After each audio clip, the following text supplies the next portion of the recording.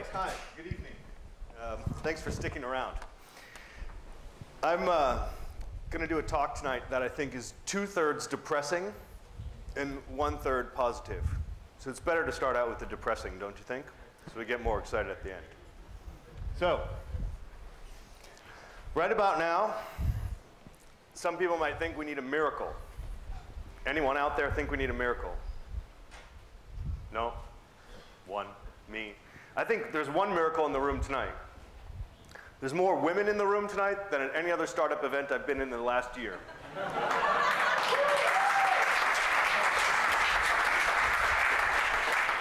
So, Greece is innovating. Okay, check out these companies. What's the common denominator between them all? They all started in a crisis. All of them. Whether it be an oil crisis, a depression, a huge panic, whatever. They all started. And they're all pretty damn big names today. So actually, the opportunity is now. You have a huge opportunity here. And that's to build amazing companies because that's all that you can do.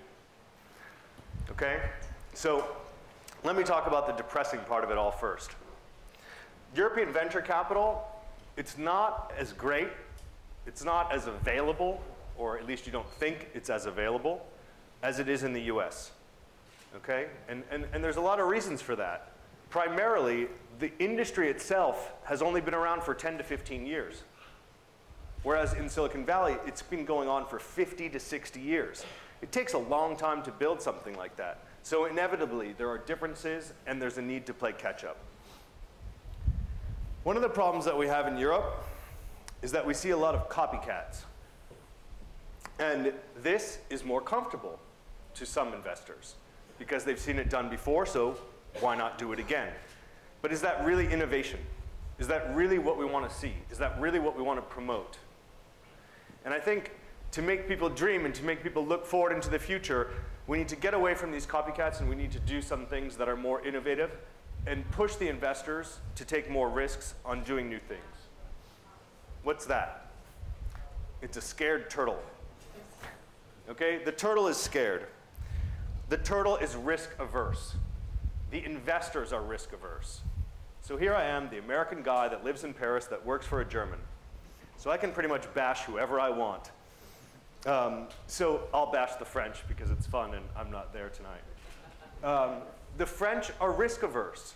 You may have heard in France that there's a new fund, relatively new fund now, from Orange and Publicis, two huge companies, 300 million euro fund. 150 million is slated to go to early stage. This was announced over 6 months ago.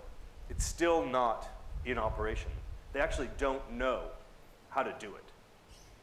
Okay? The investors are very traditional. So you talk to them about early stage, you say, what does early stage mean to you? First thing that comes to mind, revenue. Got to have revenue. Got to be making money. Doesn't sound very early stage to me. Google in 1998 until 2001 wasn't making any money. Okay? I'll never forget, last year at the Monaco Media Forum, Maurice Levy, who's the CEO of Publicis, got up on stage and said, we'll never have a Facebook in Europe. Why? Because the investors won't put in enough money to grow the company as much as it needs to be grown before it makes a dime. So that's a really tough thing to deal with, okay? The investors are risk averse. Hockey stick. We've heard about it a lot. Startups want to grow like a hockey stick. The investors also want to invest over on the right side. They're not willing to take the risk early on. So it's very difficult to convince them to do that. All the 5 startups that got up on stage earlier need to make a very convincing argument to get money at this early stage. I like this one.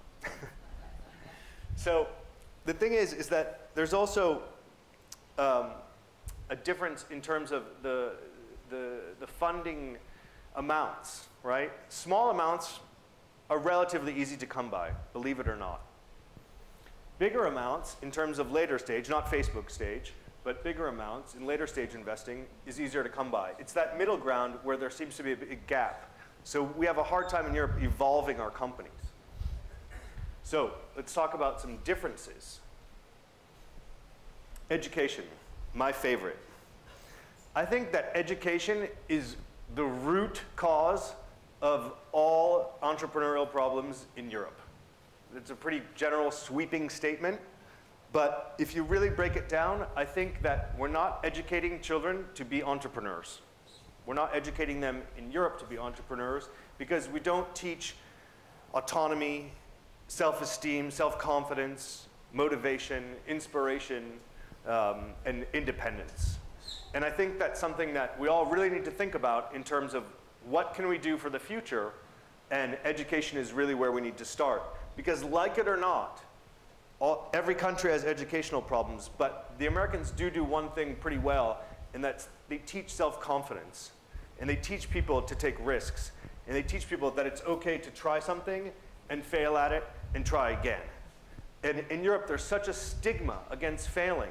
And no doubt it exists because from 3 years old at school, you're told you're an idiot by your professor. The professor says, I'm the smart person in the room. You're the student. You listen to me. You do what I say. You follow me. It doesn't really promote entrepreneurship. This is a huge challenge that we're facing. Jobs, okay? What's the standard career path of a European university graduate in computer science? Bank, consulting, IT shop in a big enterprise. That's where you're expected to go. That's where your parents want you to go, okay?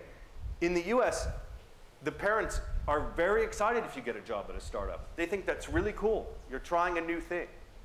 It's a challenge. Good for you. You're young. Do it now.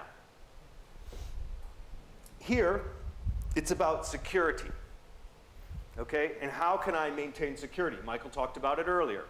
Job security is dead, but the dream and hope of job security is still alive because people are still thinking that that's the way that's possible for them, and certainly that's the way that we're groomed to be. Whereas at 20 years old, 25 years old, 30 years old, when you're single and you don't have children and you don't have a lot of responsibilities, it's the best time in your life to try something. And you just have to break out of that mindset and say, to hell with it, I'm going to give it a go. Probably my favorite picture of the evening. Who wouldn't like to sit in one of those chairs and run their business? Okay? I would. But what I'd probably be doing is selling souvlaki. Okay? This is a problem in Europe as well. We think very, very locally. And we say, let's figure it out locally, and once we figure it out locally, we'll go next door. And then we'll go further on and over the ocean. By the time you get there, it's too late. Somebody else is doing it. You have to think globally from the beginning. You have to get out there. My understanding of the ecosystem in Greece is that it's very self-contained. And that's fine. You need a local support system. But you need to also break out of that and go see what people are doing in other countries and network, network, network, network, as Jessica said. Oh, that damn turtle's back. So the turtle, again, it's not just the VCs who are risk averse. We're risk averse. I talked about it in terms of our education, but it's really a stigma. I forget which country it is. It might even be here, but I read something that in some countries, if you fail in business, it's such a black mark that you can't do anything else ever again. This is really, really sad, really, really dangerous, and it prohibits us from taking risk. But we have to break out of that shell. Final difference, and a big, big issue, I think. In the US, a premium is paid, and a premium investment is made on people who are involved in technology, the developers, the engineers. Because those are the people who can build the product, okay? As the founder of HackFwd really likes to say, the engineers are the artists of the 21st century. And we really believe that because the engineers are the ones who are going to build the product, not the guys who come out of business school with the MBA. Sorry to half of you in the room. You can't do it by yourself. You need the engineers, okay? And you need to really carefully think about that and focus on it. And that's one of the things that concerns me a lot about the ecosystem in Europe, is that there's a lot of activity and a lot of hype coming out of the business schools, but much, much less coming out of the engineering schools. And we need to find a way to bridge that gap. We need to bring the business people closer to the engineers. So why don't we all just move to Silicon Valley? Because there, it's a dream world, and we can raise lots of money and sell our companies for lots of money, and everything's sunny and beautiful and nice. But you know, Silicon Valley has its problems too. It's very, very expensive. Try renting an apartment in San Francisco. Try finding an apartment in San Francisco, okay? Try hiring a developer. Do you know what the average salary for an entry-level developer is in Silicon Valley? $100,000 US. That's a lot of money for a 22-year-old, okay? Might make some of you dream and want to get a job there. But the thing is that there's a lot of resource and a lot of potential wherever you are, okay? And everybody has advantages and disadvantages, but you have to look for those advantages and capitalize on them. So there's a lot of opportunities. I made this slide over a year ago. So since then, I think the entire page would be filled with opportunities of accelerator programs and incubators and seed funding opportunities. The thing is that it's out there. It's out there for the taking. You just have to go out there and get it, okay? And there's lots of material and lots of content available for you to figure out how to do it. So first of all, most of these programs give away lots and lots and lots of information. Okay? At HackFwd, you can find out everything about us online.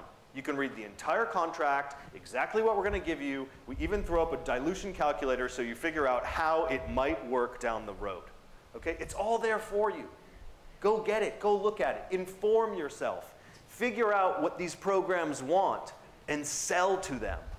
It's your responsibility to do it. And if you do figure it out, you will sell and you will convince. Learn. Okay? Learn. There's so much out there. There's so much out there. You don't know what a Series A is? Type it into Google, for Christ's sakes. Okay? Everything's out there. Whatever you want to learn is out there. Figure it out. Learn about it. Inform yourself. Get more experience. And here's a free tool for you. You can go to this little website and you can work on your own business model, okay? Just do it as an exercise. Go there, work through the challenges, work through the issues to get your business clear in your own head, okay? I think there's a movie here, but I don't think it's going to work. So forget it. It's okay. So I want to leave you with a couple of things. I love this quote. It's from Reid Hoffman, one of the founders of LinkedIn. Doing a startup is like jumping off a cliff and assembling an airplane on the way down, okay? It can't get any harder than that. This is the bottom line. It's hard. It's really, really hard.